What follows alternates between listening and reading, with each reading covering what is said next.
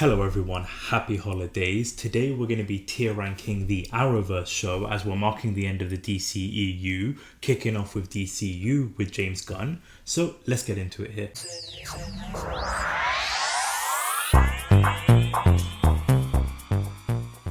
So before we kick things off here, if you are new to the channel, you like these types of videos, I've done a bunch of tier ranking videos in the past. So I'll put a playlist at the end of this video. I'll link some of them up here as well. If you do like tier ranking videos, definitely consider subscribing because like I said, we do a bunch of those here. I'm going to be doing a Die Hard tier ranking on Christmas Day. So that's one thing to look forward to. So if you like these types of videos, if you like movie reviews, definitely consider subscribing to the channel so that you're not missing out on that. And again, with the usual YouTube stuff, like, comment, share, hit the notification bell. We'll really appreciate all that support. And when it comes to this video, timestamps of each show will be in the description down below, so that way you can skip around in terms of like what show you're more interested in, what show you want to hear my thoughts about. The timestamps will be in the description down below. So let's kick things off. I'll show you the screen right now.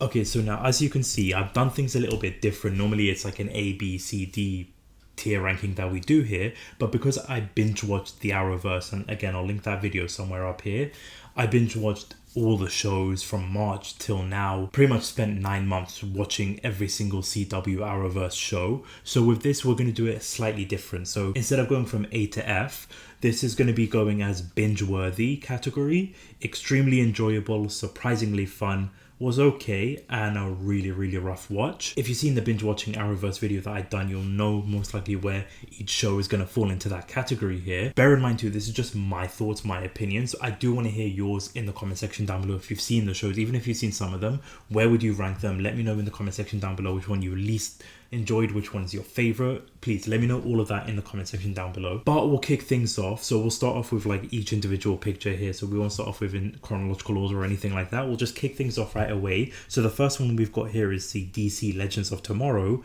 Now I mentioned it in my review in the Arrowverse show if this was binge worthy or not, and I put it in like a yes or no type of category. I mentioned it. The series just goes batshit crazy towards the end. It's 7 seasons, left on a cliffhanger, which really does infuriate me because I would have loved to see what they were going to do with it.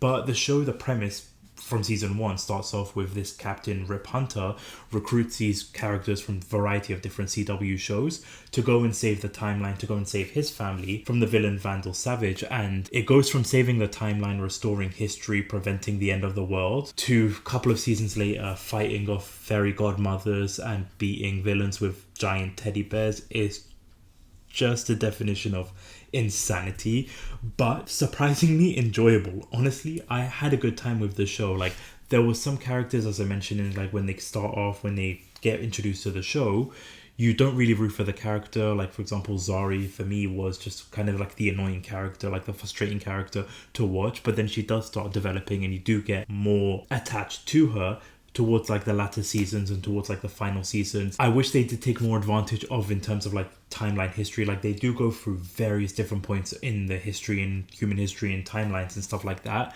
but I wish we got to explore that a little bit more. Villains wise, like the latter seasons, the villains weren't as strong as they were in like the earlier seasons. And because of like the revolving door when it comes to like the cast members, I was more attached to like the earlier seasons cast versus the newer cast. But overall, it was still an enjoyable watch. It was an enjoyable show. I wouldn't say it's worth binge watching just because of like the latter seasons, but the characters you do have a fun time with. Some of the dialogue is a little bit cheesy and corny, but that's kind of the running theme with the CW show. So when it comes to DC Legends of Tomorrow, this one, I'm going to put this in a surprisingly fun category. Was not expecting to enjoy it as much as I did. It's given like the premise and like who was recruited originally, but the characters, you have such a great time with him. Some of the jokes that are in there really land. And when they do take advantage of the whole timeline of the history of going, because they have a time machine, when they take advantage of that, they do nail it in the head when it comes to it. So yeah, it's going as a surprisingly fun category. Okay, so next up we've got is Naomi. Now, honestly, a show I don't think a lot of people have heard of, have even checked out or anything like that. It's only got 1 season, but the storyline just was very convoluted, very messy. It spends most of the time with the character Naomi and just focusing on her training and getting her powers. The side characters just weren't as strong as they could have been, because in comic book movies you always have like these side characters that are part of like the friendship of the main lead. but for this, the side characters just weren't as great. The villain that you're building up, like the person that's the big bad of the show, of the season, this being built up towards like the latter half, because you go for twists and turns, and it was just a lot of messy writing with it. But then once like the big bad villain does appear in the final episode, it was very underwhelming and very underutilized. I just felt like all the surprises and the twists just were very underwhelming and just poorly written. So this for me just didn't feel like as strong as it could have been. Just a lot of plot holes, a lot of messy writing. There was some standouts when it comes to like D, for example. The actor's name escapes me off the top of my head, but for me, he kind of carried the show for me. But like I said, just everything was just very, very messy, and honestly not an enjoyable watch. I would say this one definitely is not worth binge watching whatsoever. I mentioned it in the review because there's just like a lot of things that your brain just cannot wrap around, a lot of plot holes, and just some of the things was just very underwhelming when it comes to the writing and the story. So when it comes to Naomi, DC's Naomi, this one is going to go as the first rough watch. It may have been slightly better if you weren't binge watching it, if you were watching it on a weekly basis, but for me, because I binge watched it, I just felt very underwhelmed after the show finished, and I just felt like what they left off with at the end of the season, because it really looked like they were setting up for season 2 and it just never came to be. Just a lot of unanswered questions too. So yeah, going as a rough watch for me. Okay, now for the next one, I'm actually gonna go for Stargirl. Now, I mentioned it in my review, the cast was probably one of the strongest casts in terms of their chemistry, their dynamic. It focuses on like a younger version of like the Justice Society of America, which I kind of wish they focused more on like the actual Justice Society of America. So you've got like the Justice Society versus the Injustice Society. You've got them kind of recruiting. It's very kind of happy-go-lucky, everything is fine kind of vibe to it, if that makes a lot of sense. With the cast, like Pat Dugan, for example, the actor that played it, fantastic, really doesn't stand out in the show. The villains, I feel like, were stronger, especially in like the first 2 seasons. Season 2, I feel like, was one of the strongest seasons. And with the character development that they go through, each character, like the younger versions of the Justice Society of America, they do go through a lot of character development, and that I really, really enjoyed. But then when it comes to like season 3, it sort of just feels like it's a rinse and repeat of season 1, bringing back villains, bringing back characters, and the characters that were from season 1, like the turns that they go through. I just feel like it was pretty much like a rinse and repeat of season 1, and so for me, that kind of just felt a bit underwhelming, but I did enjoy the storyline developing that they were going on. Even like the fight sequences that they had was really, really enjoyable to watch. So despite it having 3 seasons, I found myself having a good time with this show. So when it comes to Stargirl, for me, this one, again, going as surprisingly fun, because I was not expecting to enjoy the show as much as I did. I see the trailer, you're seeing the younger version of the Justice Society of America, and so you're not expecting much. But once the writing does kick in, once the story does kick in, you do have a good time with it. So yeah, it's going as a surprisingly fun show. Okay, now for the next show we're going to go for is going to be Batwoman. I'll be completely honest with you, this is one of my least favorite Arrowverse shows that they have done with the writing that they go for. Like season 1, you're focusing on the Kane family with Kate Kane, Commander Kane, like this whole family drama that they want to go for, only to then switch it up with season 2 because of like outside circumstances with like the main character, like the Batwoman, Kate Kane. Ruby Rose, the one that portrays Kate Kane, didn't want to be part of like the show anymore. Just felt like it was just too grueling and physical, and she just didn't want to do the Batwoman series anymore. They had to go through like a different direction, bring in a new Batwoman. And Ryan Wilder, like I said in my review for the Arrowverse, I just couldn't get behind her. I couldn't root for her. Like the character portrayal just really rubbed me the wrong way, with the mannerisms, with the character, with the decision making, and even the way she just treats other people. I really just couldn't root for her. And season 2 was just a complete shambolic mess. The only standout, the only thing that was holding this show together was the performance of Alice/Beth. Again, the actress's name is disappearing off the top of my head, but she was the only thing that was good about this show, along with Lucius Fox. Those 2 characters, despite everything that was going on with the show, Alice/Beth, her character, what she was going through from season 1 to season 2, especially in season 3, I feel like she's the only thing that carried this show. But unfortunately, it just wasn't enough for me with the show. Like, you just didn't have anything to root for when it comes to the show. The villains were very weak, especially in season 2. The writing was just all over the place. The characters were just very unlikable to a degree. So I just couldn't couldn't get behind the show whatsoever. So for me, when it comes to Batwoman, this one is going to go as a rough watch. For me, it's slightly better than Naomi, but it's still a very, very rough watch. With this one having 3 seasons, so it has that time to develop. That's why it goes slightly above Naomi, but I honestly won't be able to watch this again, even if you paid me. I just couldn't sit through this at all, so it's going as a rough watch for me. Okay, now for the next one we've got here is the Supergirl show, and I'm going to say this right off the bat. The actress that played Supergirl, I think, does a fantastic job. She really demonstrates the balance between Supergirl and Kara Danvers, and what she brought to the table, I think, was one of the standouts of the show.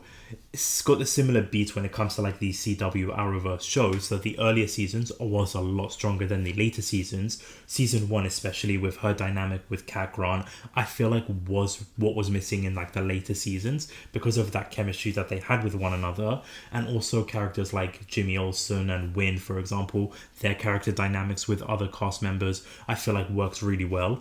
That was slightly missing in like the later shows. And then also towards like the later shows, you just had that typical comic book formula of certain characters getting upset that Supergirl didn't reveal her identity earlier, characters wanting to become superheroes, wanting to be a hero, instead of just being those typical characters that can help out the hero rather than just being in the hero, being in the action. I also didn't mention it in my review, but like the DOD just felt like there was only a couple of people in the DOD. Like, you never got to like experience other characters in that workforce, which may be a slight nitpick here and there, but I just wish we could have understood other characters. Like, you got one character, I honestly can't remember the name off the top of my head. She's the one with short hair. She had some dialogue in the first couple of seasons, but then just disappeared off the face of the earth. Other characters just had no dialogue, so it just honestly felt like you only had like 3 employees in that while you're seeing these background characters. But again, it's just a small nitpick with that. The villains, you had the Kryptonite villains, you had the Daxamite villains, so the earlier seasons had some strong villains. As you're getting towards like the latter stages, when you've got like Lex Luthor introduced, and I did enjoy the Lex Luthor portrayal, but it just felt very overzealous and just over the top slightly, which isn't a bad thing, but it just, compared to like the earlier seasons, I felt like it could have had a lot stronger writing to it. Overall though, I did enjoy it. The season finale did feel a little bit slightly underwhelming, but overall it's still a very enjoyable show. Okay, so when it comes to Supergirl, for me, this one is going to go as the surprisingly fun category. I knew I was going to like the show because I saw the trailers for season 1 and it did look interesting, but I wasn't expecting to enjoy the performances as much as I did. I mentioned it in the review, one of the most standout sequences is when Supergirl in earlier season 1, doing the eye laser and that portrayal, that emotion that she brings to that, for me was just a great standout. I really enjoyed Martian Manhunter. You had some really likable characters in this, like Jimmy Olsen, Wynn, Brainy 5. Like, there was just a lot of characters and chemistry that you had, but there was a couple of like family drama, high school drama, soap opera drama that you did sprinkle in there a couple of times, but overall still enough to warrant a great watch. And so yeah, it's going as a surprisingly fun category. Okay, now for the next show we've got here is Black Lightning, and this, once again, a really surprisingly enjoyable show. I honestly have never heard of Black Lightning up until I was doing this binge watching, and when I watched it, I just had a surprisingly good time. It reminded me a lot of like the Netflix Marvel shows that they did with like Punisher and Luke Cage and Jessica Jones, so it did give me a lot of that similar vibes to it. And Jefferson Pierce was one of my favorite characters in the whole Arrowverse, actually. Like, I really enjoyed his portrayal. I loved his character, his mannerisms, his charisma just really was well executed. Him and Gambi, I just had such a great time with it. I mentioned it in my review, like the rest of the family, like Anissa and Jennifer, while they are likable in the first couple of seasons, as they're getting towards the latter seasons, with them thinking that they know better than Jefferson Pierce, being superheroes like Lightning and Thunder, thinking they know how to take on the world, thinking they know better than their own dad who's been a hero longer, was very infuriating. And then also Lynn, Dr. Lynn, once she starts becoming a drug addict and then just being the holier than now character persona, was just making her so unlikable. So that was a little bit infuriating. However, the villains throughout the season, like you got Odell, you got Tobias Whale, fantastic villains and ones you can really despise but also enjoy at the same time. There's really great character development too when it comes to Khalil as well. So there was just a lot of things sprinkled about and that you just had a great time enjoying it. So I was so gutted when season 4 came to an end because I did want more. And when it comes to wanting to see Jefferson Pierce interact with the other characters, like he was there in the Crisis on Infinite Earth when it comes to Barry Allen and the other characters, but I just wish we got to see him more interact with other characters, especially with Oliver Queen. I feel like that would have been an amazing scene with the two of them together.